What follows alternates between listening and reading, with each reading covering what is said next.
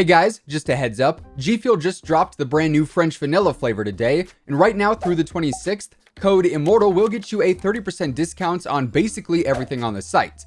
So if you want to take advantage of those increased savings, by all means, feel free to do so. And now on to today's video. Well, ladies and gentlemen, it's been a hot minute since we've had a larger title update here in Modern Warfare. We're going on, I believe, just over a month at this point.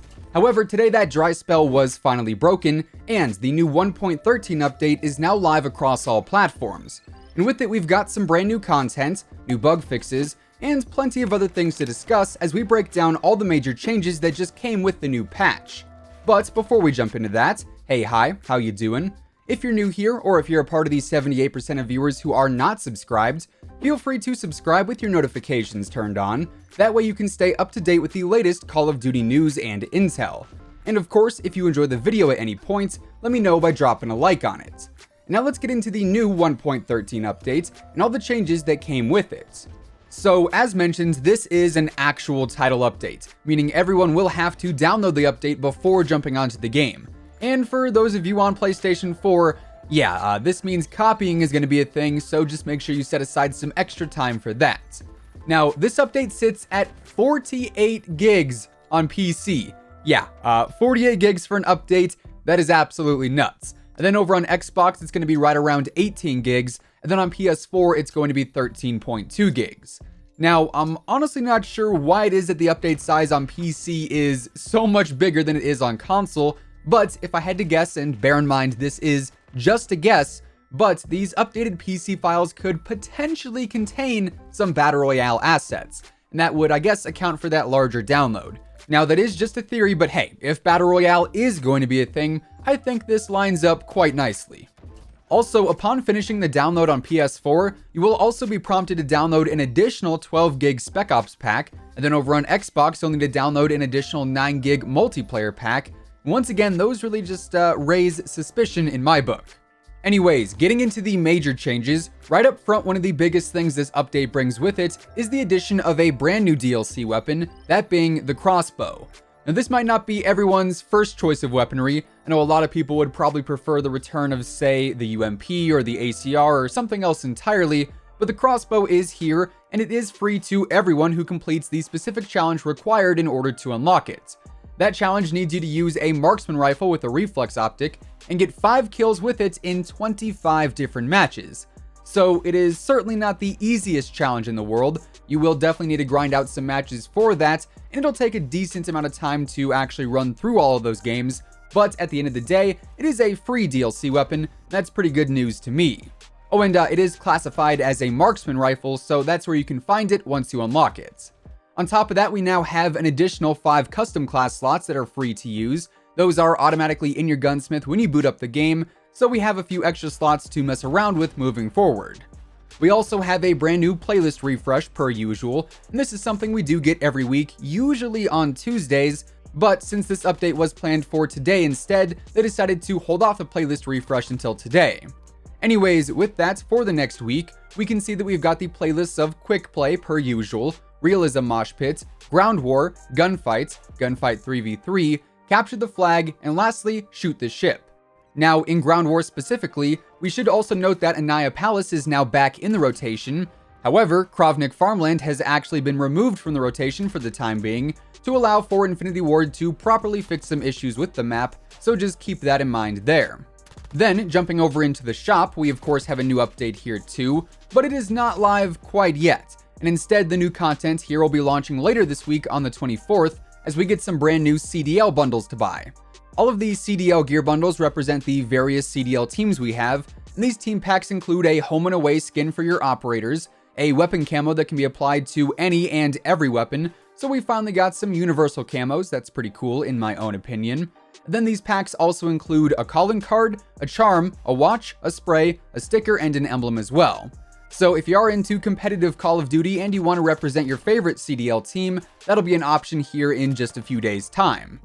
Now, as I was recording this, the shop got a newer update for today too, and this features 3 new bundles in total, starting with the Arctic Beast, and this is available for 1200 COD points, and actually allows you to buy the Ice Lance Crossbow variant, so if you want to buy the crossbow instead of grinding it out, you can do so.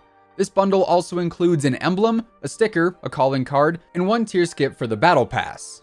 We then have the Stone Warrior bundle for 2400 COD points, and this features the Stone-Faced Operator skin, the Rockwall LMG blueprint, the Chisel handgun blueprint, a melee blueprint, a calling card, an emblem, a charm, an operator quip, a finishing move, and 1 battle pass tier skip too. Then rounding out the shop, we've got the Lunar New Year bundle for 800 COD points, and this features some charms, some emblems, a calling card, a sticker, a spray, and 2 more tier skips. So if you are interested in any of those bundles, they are now available. Now, aside from the content updates today, we also got a handful of back-end changes and adjustments as well, some of which are definitely overdue.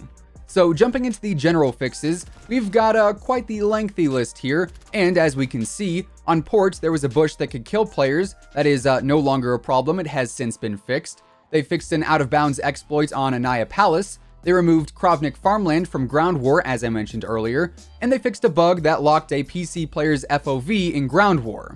Previously, the Stand Together calling card was awarded incorrectly, so that has now been adjusted, and now the Redemption calling card is awarded instead. The daily challenge of get 10 Claymore kills was also rewarding an incorrect item, and that has since been fixed too. They fixed an issue where the playlist filter in Quick Play would not swap modes. They adjusted the damage threshold for get blank amount of kills while injured to make it a bit easier for camo unlocks, and they also fixed various out-of-the-map exploits as well. Continuing on down the list, they added in a fix for a few graphical errors on various Ground War maps. In Infected, they fixed a bug where the nuke audio would be messed up. They fixed the recent players list over on Xbox, and they also fixed a bug where the hardpoint could be captured in the hotel on St. Petrograd. On top of all of that, they ended up adjusting the kill feed to make it a bit cleaner. They fixed a bug that could cause voice settings to be reset. They fixed player collision, and brief side note, thank goodness, because that was one of the most annoying things to run into in game, so I personally am very, very glad that's been fixed now. Then, aside from that, players can no longer cancel their recovery when sliding after this patch. On shipment, they fixed a care package exploit. They fixed an issue with the Xbox One Elite controller. They fixed a God mode bug. They fixed some officer progression emblems not displaying properly. And lastly, they fixed an issue that could lock operator missions despite having the correct battle pass tier. So, in terms of general fixes, yeah, we got quite a bit. But things don't stop there. For field upgrades, they fixed a bug with the stopping power rounds in C4 not working correctly when both are equipped. They fixed a bug that allowed players to reach certain out-of-bounds areas with the weapon drop upgrade. They fixed a bug that allowed the recon drone to fly into Geo with C4 on it. And they also fixed the stopping power rounds not applying the correct damage boost to headshots. On the trophy system, they increased the protection radius. They decreased the radius and the damage taken by trophy explosions. And they also fixed a bug where the third explosion would not have the correct damage effects. Then, over in kill streaks, they made a change to the cruise missile so it won't kill players if it hits out of bounds on shipment. Moving on into the weapons, here they fixed a bug where the 1mW laser would not appear on the 1911 pistol in the gunsmith. They moved the OG Blueprint's ADS position forward by a little bit. They changed the magazine capacity from 45 to 50 on the Ram 7's extended mags. They increased the bullet penetration on the MK2 carbine. They reduced the horizontal recoil on the SCAR, and they also changed the way stats are displayed for stocks to be a bit more accurate all around. There were also a handful of Cdl changes in this update, including changes to the flags and trophy system in Domination. They clamped the headshot multiplier, and they removed the lightweight boost and decreased charge time on Dead Silence. Then they also made some changes to the Codcaster feature too. Now, to close things out, there were also a few PC-specific changes, including a tweak to the Battle Pass UI, a fix for the sound effects on the support helo, and finally they also added some fixes for stability and crashing. So, with all of that being said, that is effectively everything that ended up changing in the brand new 1.13 update, and that is going to wrap things up for today. Was this a worthwhile update, I guess? Did it fix what it needed to fix? Was the content decent? Let me know your thoughts down in the comments below. If you guys enjoyed the video, let me know by dropping a like on it. And of course, if you're new here and you want to stay up to date with the latest Call of Duty news and intel, updates and leaks, and pretty much everything else in between, feel free to subscribe with your notifications turned on. That way you'll always know when I post a new video. As I mentioned earlier, code WhosImmortal will currently get you 30% off your G Fuel order through the 26th, so if you want to grab the brand new French vanilla flavor, any other tub, or even a new shaker, now is definitely the best time to do so. Once again, thanks so much for tuning in, and until next time, take it easy, have an awesome rest of your day, and I'll catch you guys later. Peace out.